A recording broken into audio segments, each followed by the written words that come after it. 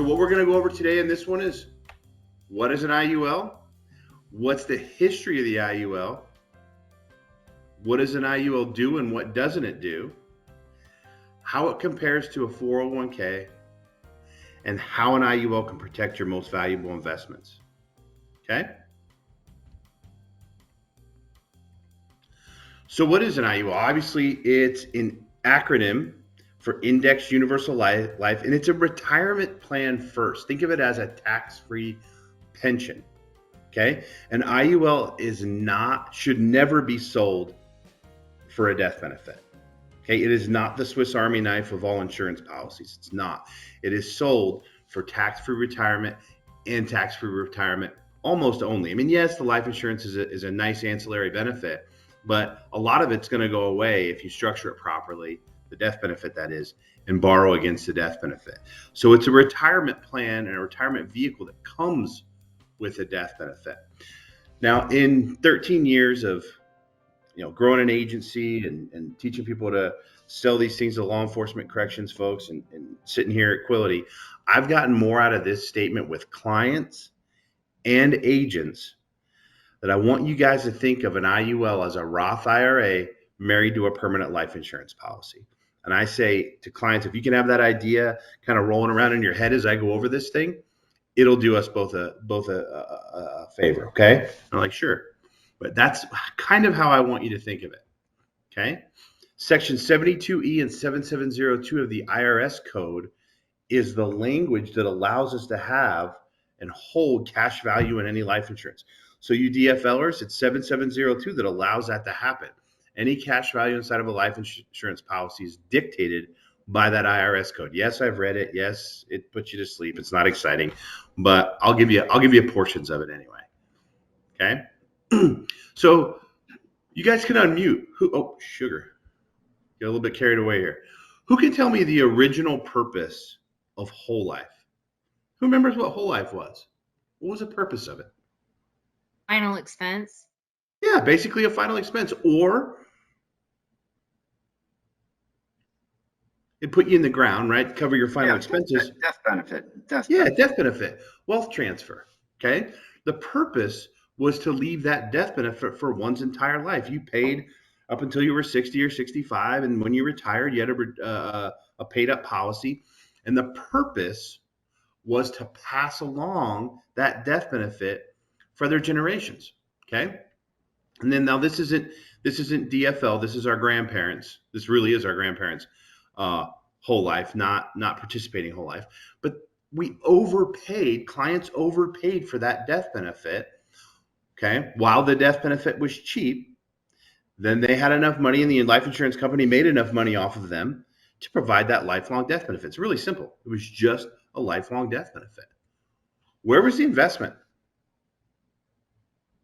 Insurance company.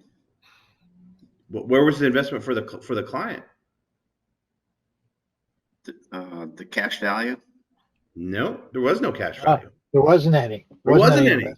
There wasn't any. That's where buy term and invest the rest came from. Life insurance got that money and got to hold that money. Okay, so there was no investment. There was never meant to be an investment, and that's where buy term and invest the rest came from. Okay. Then they got life insurance, got a little bit, clever, and they came up with universal life. So who can tell me how a UL works? Can you guys tell me how a UL works? You just have some flexibility on your premiums. Who said that? Tom, good job, buddy. That's the word I was looking for. They provided more flexibility. Okay. There was an interest rate. The money that you were overpaying got an interest rate instead of the life insurance company getting that interest on that money and holding that money. It allowed the client to be in control of the death benefit. So where there's flexibility around that death benefit, you could keep the cash value in there, keep the death benefit high. And it also allowed for an exit strategy where you could borrow against the cash value. Borrow against the death benefit using the cash value as collateral. But what was the problem with ULs? What happened to ULs in the 80s and 90s? For those of you with a little gray in their beard like me, Who remembers what happened? Well, I mean, in the 80s, I was still pretty young, but They ran out of money to pay for the cost of insurance. yeah. Well, good job. I can't see you guys because I'm better on Zoom than I am this. But what's your name? Paul Brooks. Paul, good job. So the cost of insurance ate up the cash value. Why was that? You guys know why that was? Insurance got more expensive the older they got. Yeah, and it was, and they had these high death benefits, and they expected a return, these huge returns, but they didn't account for inflation, and that's really pertinent today. I'm going to teach you guys in the next 5 weeks or so a lot about current events. I think a lot about what we do with IULs, DFL, annuities, all has to do with current events. So if you don't understand how interest rates affect our business, hopefully in the end of these 5 weeks you will, because it's a big push on our leads. And I've been in the business 13 years and never bought a lead. That's another story. But leads, it's going to affect how these things perform. It's a big deal. So UL, they cannibalize themselves, and a lot of people got a negative, just a bad taste in their mouth, a negative connotation with respect to life insurance. But we didn't know what we didn't know at that point.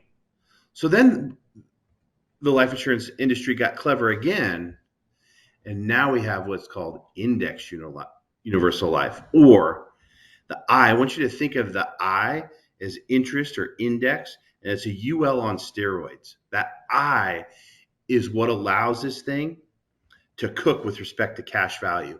It has a chance of capturing more interest than the ULs ever did, right? Okay, so now the best IUL companies have a capped loan rate. They have high caps to get interest on the client's cash value, but they also have a capped loan rate. When you borrow money out of that policy, what could happen is the interest rate gets too high for borrowing that money. It's usually based on the Moody's corporate bond rate. Not some of our DFL carriers and participating whole lives do have that. Some, like Foresters, is just set by the company. It actually just went down. But IUL companies, for the most part, are based on the Moody's corporate bond rate, which means they have to have a cap on that strategy. So when you're later in life, if interest rates go up, you're not paying too much to get at your money. Okay. And what does an IUL do? Let's talk about what an IUL does. It protects a client's income and family. It does provide that death benefit. Okay. If you have a 401k, does a 401, if you have a 401k and you pass away, what happens? What does your family get? Nothing. Well, if you have a 401k worth 100 grand, what does your family get? The 401k. The after-tax dollars. Yeah, after tax, right? Mm-hmm. They don't get the full 100 grand. They get a swift kick in the shorts because they're going to have to pay the IRS on that $100,000. Okay. The IUL protects our clients from market risk. They never lose money, right? There's a cap and a floor, or in the volatility control indices, you can't lose money. But in a 401k and an IRA and a 403b, 457, TSP, anything like that, you're at risk of the market. The third thing an IUL does is it protects our clients from taxes. Does anybody here on this call, 30-some people, think that taxes are going to go down in the future? Absolutely not. It's impossible. It's a math problem. It's a 4-letter word. It's a math problem. Okay. Mike and I look at it all the time. We're always constantly looking at that debt clock. Okay. And I've had agents that would show clients the debt clock and say, we're approaching not only 30 trillion in debt, but we're approaching $150 trillion in unfunded liabilities. And if you look on debtclock.org on the lower right side, that unfunded liabilities is what it's 140 some trillion right now. That's the money that our government has earmarked it's spent. It's done. It's spent, but we don't have the revenue to pay for it. It's scary when you get involved and get behind the curtain on that and under the hood. It gets a little scary. And last but not least, the first one is, God forbid something happens. Like if I don't make it home tonight, probably need a death benefit. But what if I live until I'm 98 years old? The IUL has safeguards in it that protect you from ever outliving your money. Okay? So this is a very powerful slide that I put up. Okay. You put this up for somebody with a 401k and ask those questions that I just asked. Pretty straightforward. Okay. And then I usually do this with clients. And I'm going to ask you guys, so unmute yourself, talk freely. What are some of the biggest purchases and investments that you guys have in life? Homes, cars. What else? School, that's a good one. Mm-hmm. Education, that's a Education for our non-tangible. kids. What's that? Say that again. Is that education for our kids and getting them set up in life? Yeah. How about your health? Mm-hmm. Education, you said that's a good one. How about retirement? Retirement could be almost as big as a house, right? Definitely more than a car. How much is your family and your income worth to you? It's worth a lot. So let me ask you, Mr. and Mrs. Client, do you have homeowners insurance? Yes. Do you have car insurance? Yes. Do you have health insurance? Yes. Right, I put whole foods, your whole paycheck, as I call it. But we go to the gym. We try to eat healthy. We try to stay active. We have health insurance. Is your kid's education more important than your car? Yes.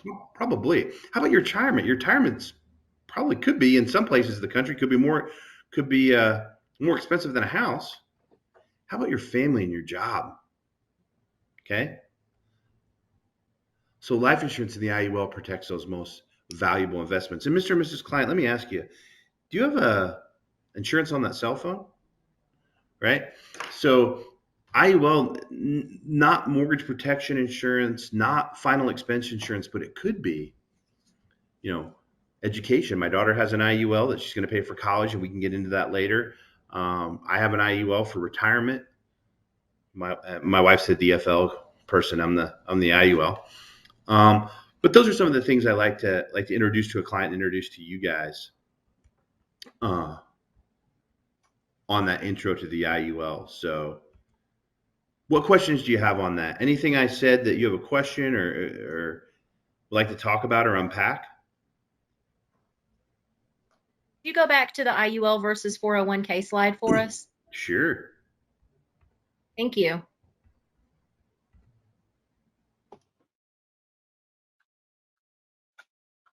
Oh.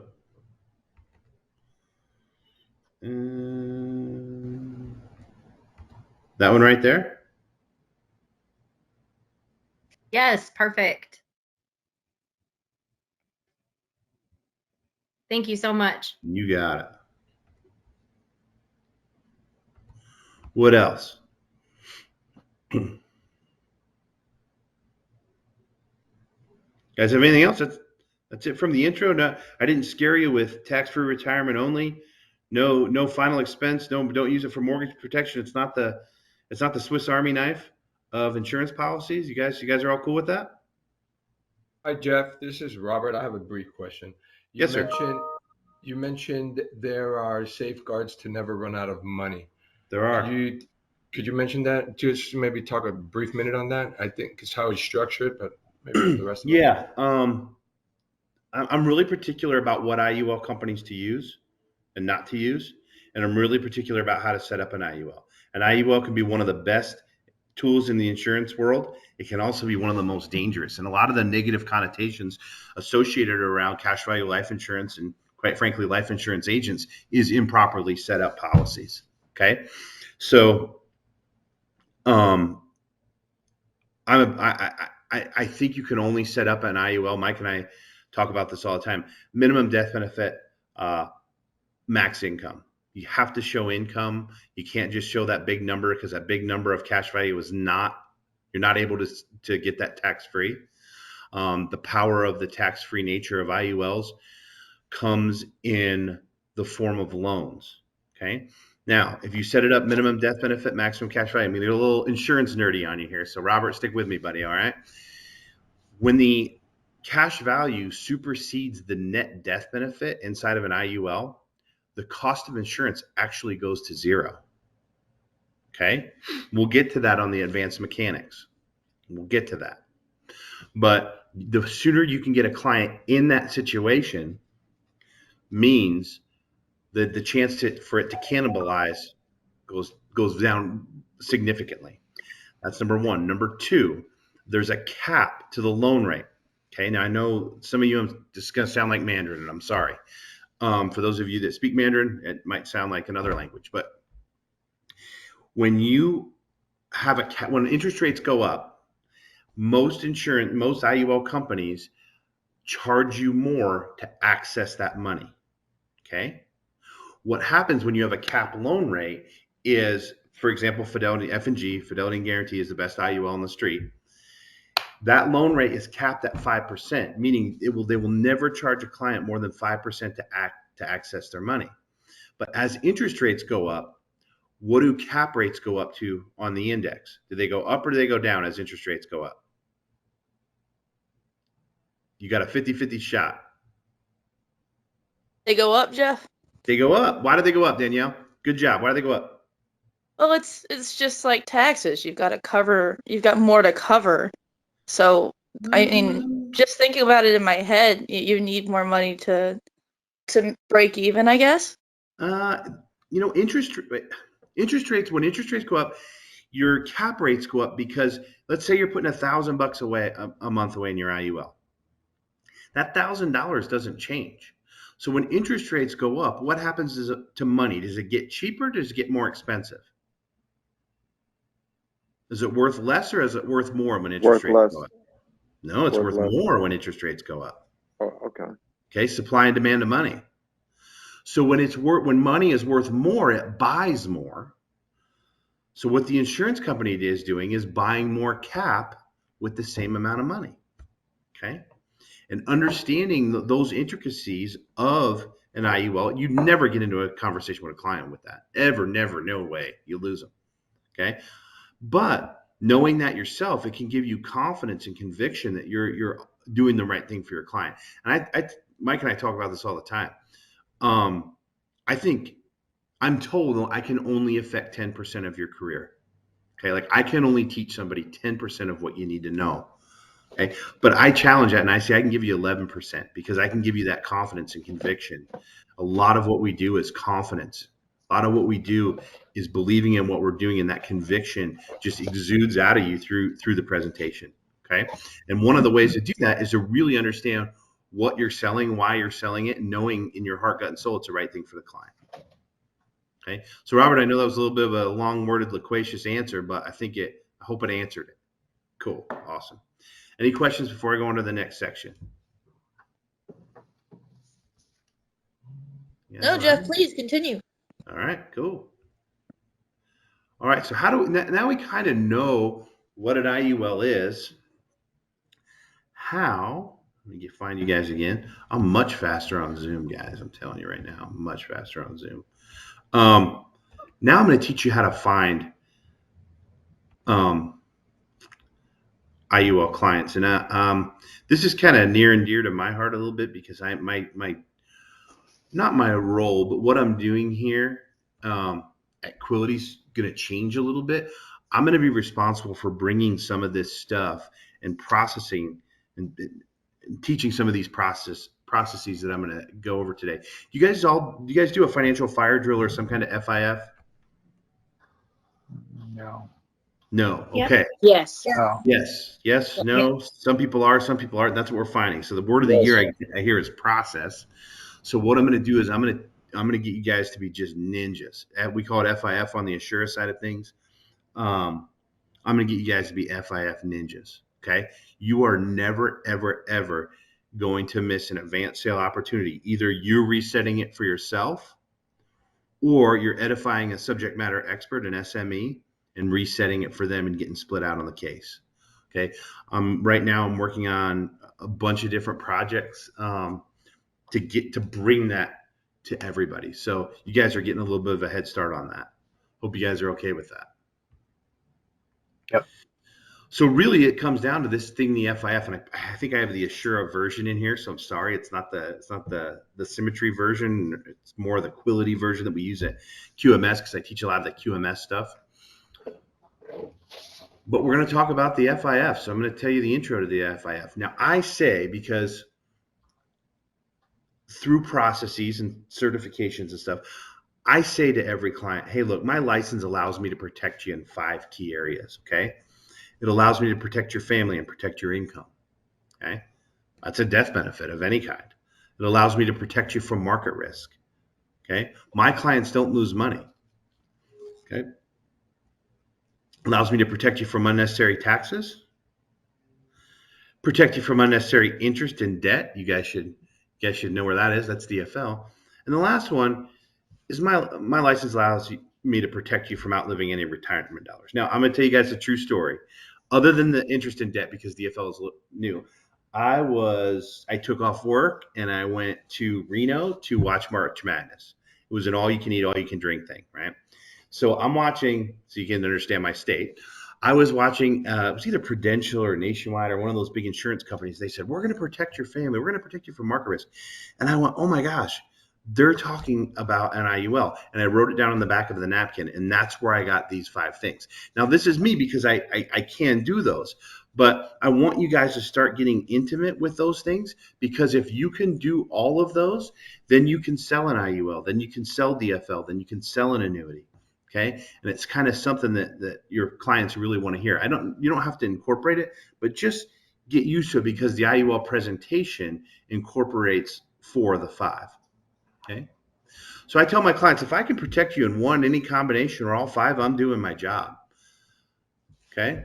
My job is to provide as much value as possible, as much value as I can from a financial wellness standpoint.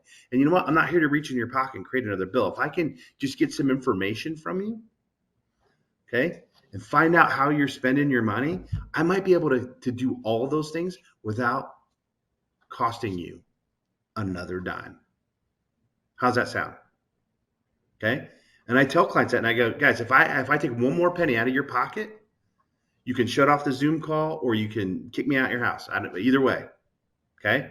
I'm going to try to do it. Now, if I know for sure that they're contributing to a 401k or something, I'll be that confident, but I'll say, look, I'm going to try to do it without any money out of pocket. Now, what does that do? What does that kind of verbiage do to someone? Well, it certainly will pique their interest, and they'll want to know more about what you're talking about. They'll want you to go further in depth so they can see how they can benefit from it. It'll grow confidence in you. Say that again. You guys That's an expectation. Sets an expectation. Yeah, I'm setting an expectation that I'm not here to screw you over, basically, right? It'll grow confidence in yourself. Yeah, and it kind of lets their guard down. Okay, it lets their guard down to open them up to maybe hearing more. Whoever said that first, it kind of makes them go, oh, okay. And if you can do that, now I always when doing this, I always ask permission to move forward. Do you mind if I ask you some questions? Are you cool? And I kind of, guys, I say this all the time. You're going to get sick of hearing me say this if you take training classes with me. Use your spidey senses. Use your talent. You guys are all talented in your own way. I don't want you to be Jeff. I don't want you to be Mike Resma. But are Jeff Sigworth and Mike Resma successful? And can we do it? Yeah. But we're different people, right? There's a lot of things we do the same, but there's a lot of things we do different. So I say all the time, use your talent and trust your spidey senses. Okay. So now that we've got the client kind of, whoa, hey, how the heck's this guy going to do this, right? We were dug in. We're not spending any more money tonight. And all of a sudden, this guy says he's going to do this without having me spend any more money. What? Okay. Gives you permission to move forward. Okay. So on the mortgage information, okay? On the mortgage information, if I was going into your house with the mortgage, I would say, who wants to role play with me? And somebody out there role play with me.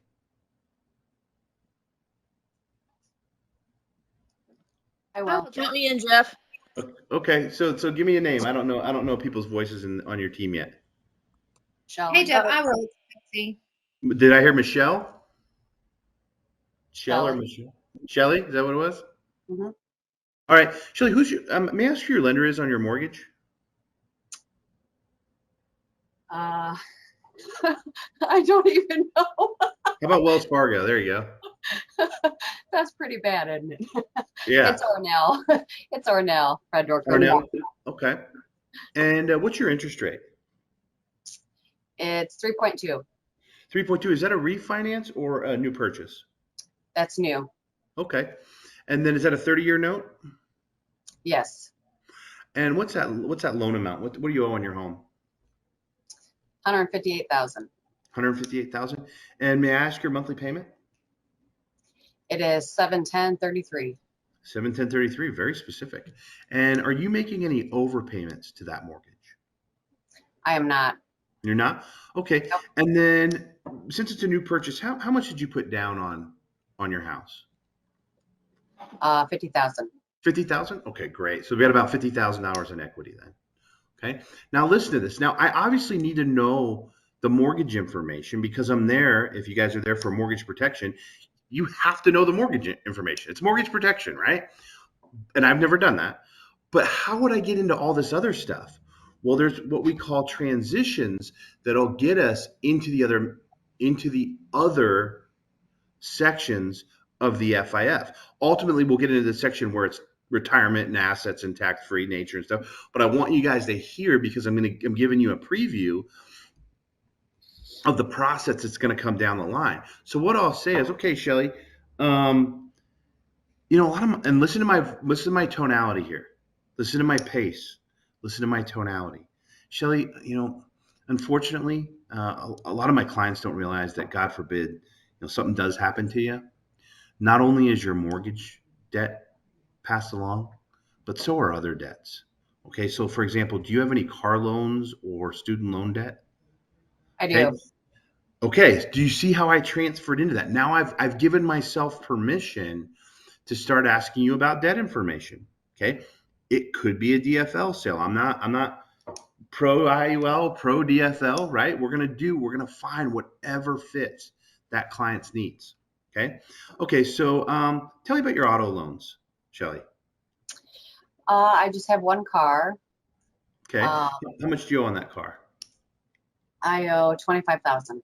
Nice. What kind of car? Kia Sportage. Okay, cool. And may I ask how much you pay a month? I pay $429.50. For any overpayments on that? Nope. Nope. How about you said you had only had one car and you said any student loan debt? No, I do not. Okay. How about any personal debt, home improvement loans, anything like that?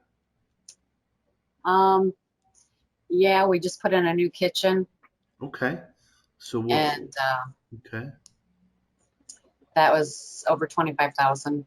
Okay. And 25,000. And how much do you pay on that a month? I pay $324 a month. $324. Any overpayments? Nope. No. Anything else in that home improvement? No solar panels or Nope. anything like that? No personal loans? No. Any personal? How about credit card debt? Very little. I have 1,000. 1,000. Okay. And do you pay that off every month? Do you Yes. make overpayments? I pay it off every month. Okay, great. Any other debt? No, just my house. Just your house. Okay, cool. Now, just like debt gets passed along, but so do assets. Okay. So for example, do you carry any funds in a 401k, any IRAs or anything, any big lumps of money, sums of money that could act like life insurance if you were to pass away? Okay. So now I've given myself permission to go into these assets. Okay. So Shelly, let me ask you, do you have a 401k or anything like that? Any kind of retirement accounts? I have debt-free life. Well, you do. So you have a participating whole life. Yes. Okay. And what company is that with? That's with F&G. No, it's with Foresters? Foresters, yeah. Okay. Or Great. Lafayette, I mean. It's Lafayette. Oh, Lafayette. I'm sorry. No, I'm just teasing. No, I'm just teasing. Pretend like you have a 401k with me. Okay. All right. So you carry any funds like in a 401k? Yes, I do. What's the current value of that 401k? About 200,000. 200,000, and is the purpose retirement? Yes, And are you contributing on a monthly basis? I am. And may I ask how much you're contributing? 6%. 6%. So how much do you make a year? I make about 60,000. I went to public school. Say 100 grand. I can do the easy math. Okay, 100 grand. There you go. Okay, so here's $500 a month. See, I went to public school in Pennsylvania. And are you getting any match on that? What was that? Are you getting a match, a company match? Yes, I'm getting matched 6%. Are you getting an additional 6% on Uh-huh. top of that? Okay, so you're actually putting away $1,000 a month going in there. Okay, and do you by chance know who the provider or custodian of that account is? No. Okay. Any other retirement accounts? Any other a pension? My husband gets a pension Oh, who does he work for? from his old job, and he gets about $182 a month. Okay. So did he work in the public sector or Factory. factory? Okay. So is that in the form of an annuity then? I guess. Yeah. Okay. When's the last time you guys talked to somebody about their survivorship options on that? So if he were to pass away, how much of that would you get? I have no idea. That's a good question. Yeah. See, so one of the things I like to do with my clients is maybe we can set aside a time if your husband's not here, but maybe we can set aside a time with him to determine what that survivorship option is. I know it's only $182 a month, but let's pretend it's $18,000 a month. That's a little high for a pension, but would you rather know now or after your husband's already passed? Oh, I would rather know now, definitely. Yeah. Because we can do some things that are called pension maximization. There's a lot of things we can help with there. So I think we probably need to get that information. Wouldn't you agree? Yes, absolutely. Okay, great. And you don't know who the provider is? I can't think of their name right now. Okay. Any annuities or bank products, CD, savings account? No, I have a small savings account. Okay, may I ask the value? Small is relative to different people that have different amounts. It's got 3,500 in it. 3,500, just rainy day, car breaks down, something Yep. like that? Okay, cool. And do you contribute to that on a regular basis? I try to put $25 to $50 a weekend. Okay, cool. And anything else? Any IRAs? Any money under the mattress? Anything not getting a preferred interest rate? No, that's about it. Okay. Then here I would transition into existing life insurance. I'll just go through that real easy. Do you have any, whatever it might be? And I'm looking for opportunities at 1035 exchanges. I'm looking at premium that they are paying that I might be able to reallocate. Okay. So if you're not getting, the first and foremost, when you guys take this form, and we can get together some other time and practice it, or you guys can practice it amongst yourselves, or I could get together with you with Mark's blessing, and we can do a little, just a little training on you guys taking that and role playing. But first and foremost, if somebody has a 401k and they're not getting a match, that is first and foremost. Use your spidey senses should go up and you should automatically think IUL or DFL, depending if they have debt or not. Okay, the 457 and 403 are never matched. So if you have this, if they're putting $500 a month in, and good job, Shelley, for saying 6% of 100,000, that's perfect. If she didn't have a match, now I am honing in on that $500 a month to reallocate. Okay. Now, somebody that is getting a match, and I'm going to use a little bit different numbers here. Okay, let's say they've got same thing, 401k, it's $87,000. They're using it for retirement. They're paying $600 a month, but they have a 3% match. Again, you're going to pay attention to that $600, and we're going to assume the client's making 100 grand because I went to public school. I'm quick with really easy math, but when it gets complicated, I get really slow. 3% of 100 grand is $3,000. Okay. Mm-hmm. So if they're getting a match of $3,000, how much is this person really contributing? Total, their portion, how much are they contributing? 7,200. 7,200. You're right. Good job. They're contributing 7,200. But if we back out the $3,000 match, how much now are they contributing out of their own pocket? Or not out of their own pocket, but that's not getting matched. It's inefficiently going into the 401k. It's $4,200. $350 a month. Yeah, boom, look at that $350 math. $350 a month is now fair game to reallocate to an IUL. Okay, who doesn't want an extra $350 a month to reallocate or add to a DFL budget or an IUL budget? Okay, so I think you guys can see how somebody's not getting a match, or they're contributing, in Shelly's case, above and beyond the match. In her case, it would have been $500 a month that we're reallocating. Okay, any questions there? Now I did this next chart I put up, and it's people like it. It's not perfect. There are some issues, and when I'm on Zoom I can draw, but I don't know how to draw on this thing. But I used this questions-based Socratic pivot chart. I did it for QMS for agents that were having trouble. It's really simple. This thing is so simple, guys. Do you have any current or old retirement accounts? If they say no, and like let's say you guys came into my house. My wife's 6 years older than me, so my wife's 51. But if you came into our house and we said, no, we don't have anything for retirement, they know they're behind the 8 ball with retirement. So you just flat out ask them, hey, how much do you guys feel comfortable saving for retirement? And get a dollar amount. I don't want you eating beans and rice and top ramen, right? What do you feel comfortable putting away for retirement? Have them give you that number. That number, if they have a bunch of debt, you pivot over to DFL. If they don't, and they're under 50, 50 is kind of that gray area with an IUL. Anybody older than 50 is going to go participating whole life.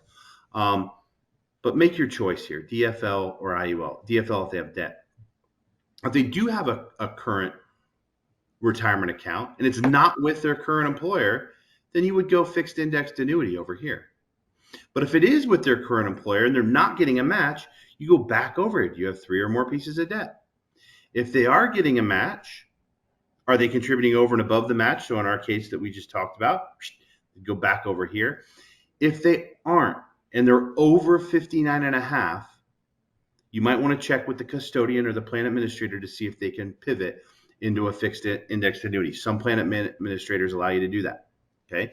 Also, if let's say, and I use this, I don't know if you guys have ever been here to the office, but there's a veterinarian. So let's say I was a veterinarian, then I got hired by Quility or Symmetry, okay? And I had $100,000 with that vet. Well, if I brought that $100,000 in a 401k into my new 401k, most plan administrators will allow you to back that same $100,000 out, okay?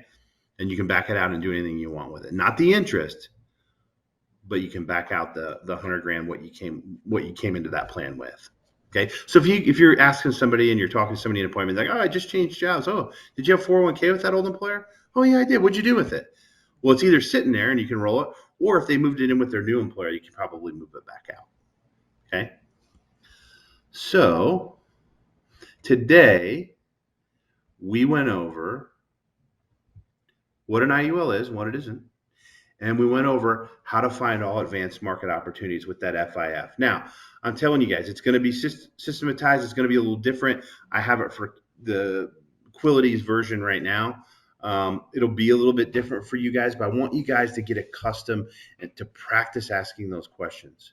I want you guys to get accustomed to some extra second and third layer questions. You're just not an order taker. But Shelly, I don't know where you are. Shelly Jackson, there you are. I see you. Say you're making an overpayment to your cars. Okay, so we'll role play a little. Shelly, are you making overpayments to your car loan? Yeah, I'm making a extra $150 a month, $200. Okay, is getting out of debt a priority for you? Absolutely. Okay, great. And I move on. Now, if I pivot out of that FIF and I say, hey, Shelly, you mentioned that getting out of debt was a priority for you and your spouse?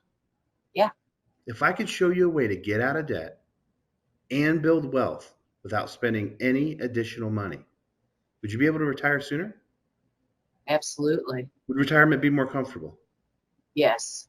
Okay. Now you'll get people that have all this retirement. So let's say Shelly had a 401k, she had 3 IRAs with different, different financial advisors and investment firms. I would say, Shelly, is putting money away for retirement, it's a priority for you and your spouse? Yeah. Well, let me ask you, do you think taxes are going to go up or go down in the future? Oh, they're definitely going to go up. Go up. So do you realize that all of your retirement eggs right now are in a taxable and retirement basket? Really?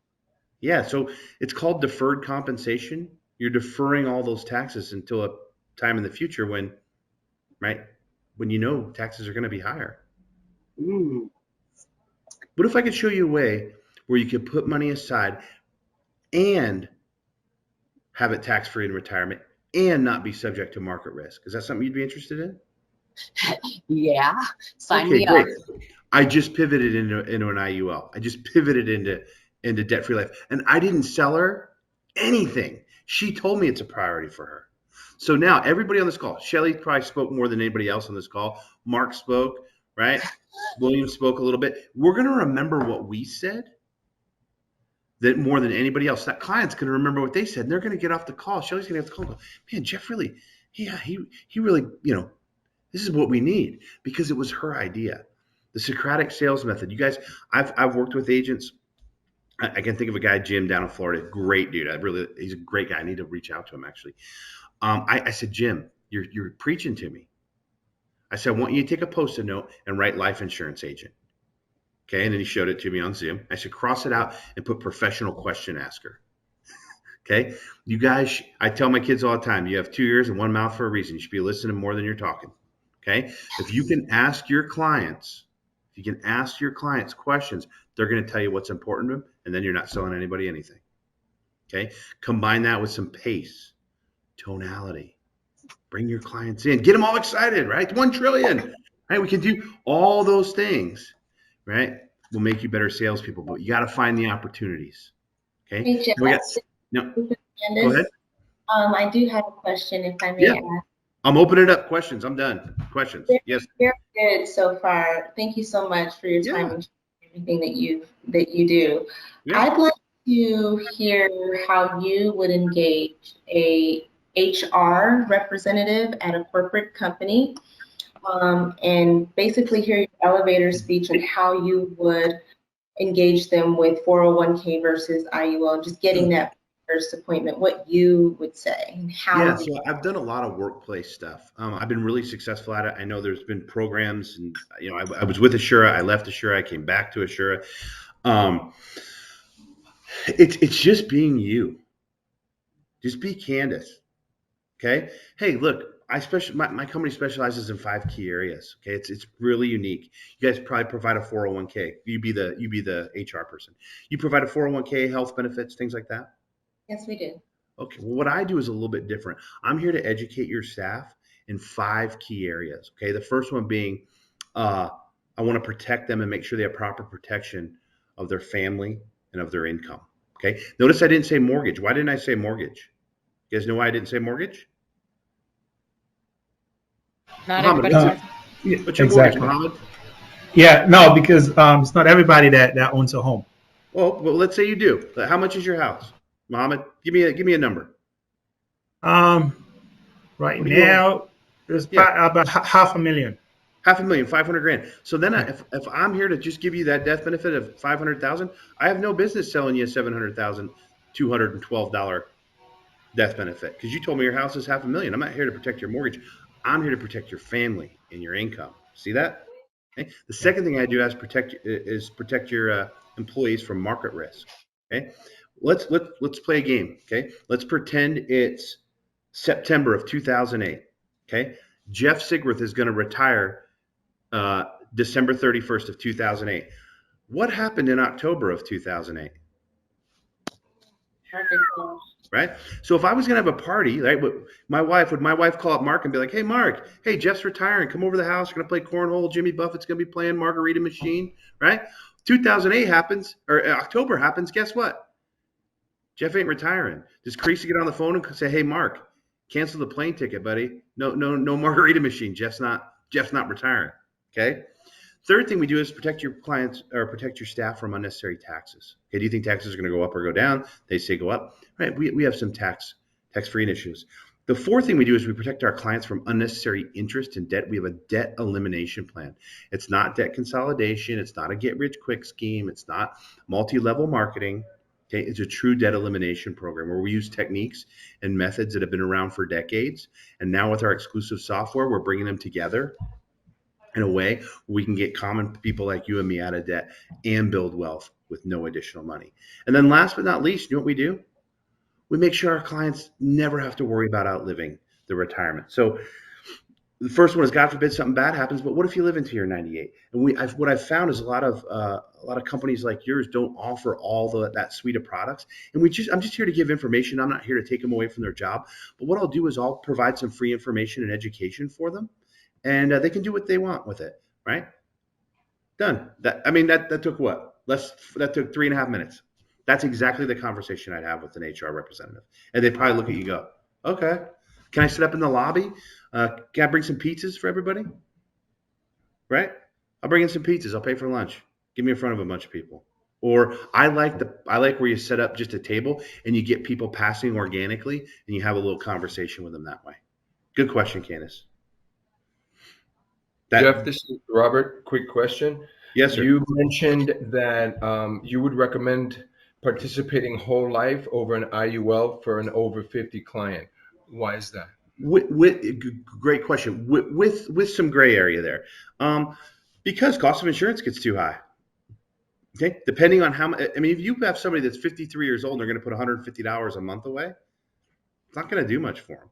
Those guarantees inside the participating whole life are going to give them that protection. Because if they're putting money away, and let's say the first year or two, they hit floor, 0, 0, 0. That cost of insurance is going to eat that premium right up. Okay. Whereas a participating whole life with the guarantees will keep it going.